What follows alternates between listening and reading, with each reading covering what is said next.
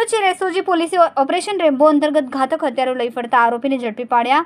હાથ ધરી ચપ્પુ, રેમ્બોવાળા ખંજર, તલવાર જેવા ઘાતક હથિયારો લઈને ફરતા 72 ઇસમોને તથા તડીપાડી ઇસમ મળીને કુલ 73 ઇસમોને ઝડપી પાડ્યા અને તેઓને કાયદાનું ભાન કરાવ્યા।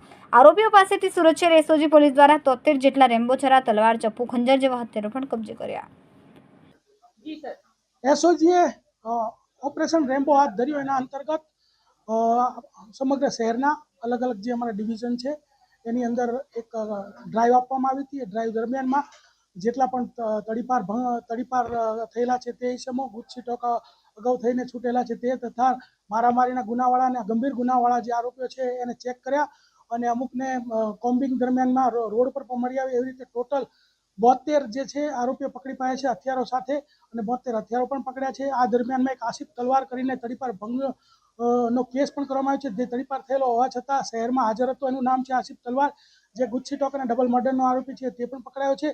તદ ઉપરાંત એક ડિંડોલીનો મારામારીનો ગુનો છે, જે સ્ટેપિંગનો ગુનો હતો, એનો આરોપી છે અરબાન આલમ ખાન પઠાણ, તે પણ પકડાયો છે અને આ રીતે જે છે કાર્યવાહી કરવામાં આવેલ છે।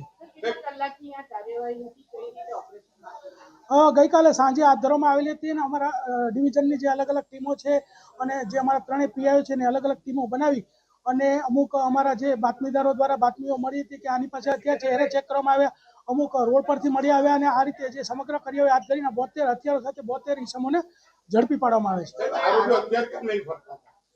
આરોપીઓ જે છે એને અમુક લોકો પાસે પોતે હથિયાર હતા અને અમુક જે હથિયાર એમાં એવું છે કે તલવાર કે છરી એ કોઈ એવી પ્રતિબંધિત વસ્તુ નથી, લોકો ઇઝીલી એને ખરીદી શકે છે, પરંતુ તે લઈને ફરવું જાહેરમાં એક ગુનો છે। એટલા માટે આ રીતે જાહેરમાં આ લોકો ફરતા હોય આ લોકો ઉપર હથિયાર ભંગનો જે કેસ છે દાખલ કરવામાં આવ્યો।